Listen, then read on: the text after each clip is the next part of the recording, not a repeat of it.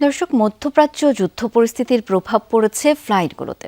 বাংলাদেশ থেকে মধ্যপ্রাচ্যগামী বিমান বাংলাদেশ এয়ারলাইন্স সহ সকল ফ্লাইট বাতিল করা হয়েছে। আমরা এই বিষয়ে একটু বিস্তারিত জেনে নিতে চাই। শাহজালাল আন্তর্জাতিক বিমানবন্দরে রয়েছেন আমার সহকর্মী তাজনুর ইসলাম। যাচ্ছি তার কাছে। তাজনুর, মধ্যপ্রাচ্যগামী এবং মধ্যপ্রাচ্য থেকে আসা সকল ফ্লাইটই তো বাতিল হলো, হঠাৎ করে ফ্লাইটগুলো বন্ধ হয়ে গেল। এই পথে যাতায়াতকারীদের কি অবস্থা? নিশ্চয়ই অনেক ভোগান্তি হচ্ছে। এবং জানতে চাই, শিগগিরই কি ফ্লাইট চালু হবার কোনো তথ্য আছে আপনার কাছে? খরচ বাঁচে 65% পর্যন্ত। ওয়ালটন বিএলডিসি ফ্যান ছড়ায় স্বস্তির সবুজ হাওয়া। দেখুন, ফ্লাইট চালু হওয়ার তথ্য সেটি তো সময়ের সাথে অপেক্ষা করতে হবে, কেননা যুদ্ধ পরিস্থিতির কারণে এই সিদ্ধান্তটি নেওয়া লেগেছে বা নিতে হয়েছে। সেই যুদ্ধ কখন থামবে কিংবা সেই যুদ্ধ পরিস্থিতি সবশেষ কি আপডেট দাঁড়ায় এবং যেই দেশগুলোতে ফ্লাইট বন্ধ হয়েছে সেই দেশগুলোর আকাশসীমা কতক্ষণে খোলা হয়, সেই সমস্ত বিষয়ের উপর নির্ভর করবে যে ফ্লাইটের যেই তথ্য হালনাগাদ করা কিংবা সেই ফ্লাইট চালু হওয়ার যেই তথ্য আপডেট হওয়ার যে বিষয়গুলো। তবে ভোগান্তির বিষয়টি একেবারে ভীষণ রকম, সেটাই আপনি ক্যামেরার ছবি দেখলে খুব স্পষ্ট রকম বুঝতে পারবেন। বাংলাদেশ থেকে সবচেয়ে বেশি মানুষ যেই দেশগুলোতে ভ্রমণ করে কিংবা যেই দেশগুলোতে কর্মের সুবাদে যায় সেটি হচ্ছে মধ্যপ্রাচ্যের বিভিন্ন দেশ।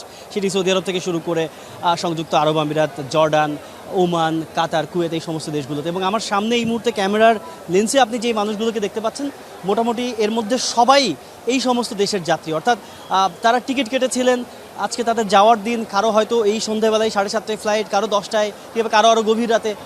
দেশের বিভিন্ন প্রান্ত থেকে এরই মধ্যে তারা এয়ারপোর্টে চলে এসেছেন, কিন্তু আসার পরে যে তথ্যটি জেনেছেন সেটি হচ্ছে তাদের ফ্লাইট স্থগিত হয়েছে কিংবা সেই ফ্লাইট যাবে কিনা সেই বিষয়ে এখনও তারা নিশ্চিত কোনো তথ্য জানতে পারেননি। তবে যারা যারা এখন পর্যন্ত জানতে পেরেছেন যে ফ্লাইট যাবে না, তবে তারপরে তাদের আসলে করণীয় কী, সেই করণীয়র ব্যাপারে যখন তারা এয়ারলাইন্সগুলোর সাথে যোগাযোগ করেছে, তাদের আসলে সেই অর্থে কোনো সদুত্তর কোনো এয়ারলাইন্স দিতে পারেনি। তবে আমরা একজনের সাথে একটু কথা বলতে চাই। আপনি আসলে কোথা থেকে এসেছেন আর আপনাকে এয়ারলাইন্স থেকে কি বলা হয়েছে? আমি গোপালগঞ্জ মকসুদপুর থেকে এসেছি। রাত 9টায় আমার ফ্লাইট ছিল সৌদি আরব। তো এখন সৌদি আরব যাবো, এখান থেকে দুবাই যাবো, দুবাই থেকে সৌদি আরব। তো এখন এজেন্সি বলতেছে যে আপনার ফ্লাইট কখন হবে গ্যারান্টি নাই, বলতে পারতেছি না। বর্তমানে স্থগিত আছে। মানে কি বলতেছে তারা, মানে কখন ছাড়বে? না না, এরকম কিছু বলে নাই। বলতেছে যে এইটা ওইখানে অপেক্ষা করো, 9টা পর্যন্ত টাইম আছে, তো তারপরে যদি না যায় তাহলে এটা বর্তমান যখন ফ্লাইট হবে তখন জানাবে আমাদের। মোটামুটি সবারই একই ধরনের বক্তব্য, যে সবাই বলছেন যে তাদের অপেক্ষা করতে বলা হয়েছে, কিন্তু সেই অপেক্ষার ফল আসলে আদৌ মিষ্টি হবে কিনা সেই ব্যাপারে সবার বেশ সন্দেহ রয়েছে। শাওন। তাজনুর, ধন্যবাদ আপনাকে।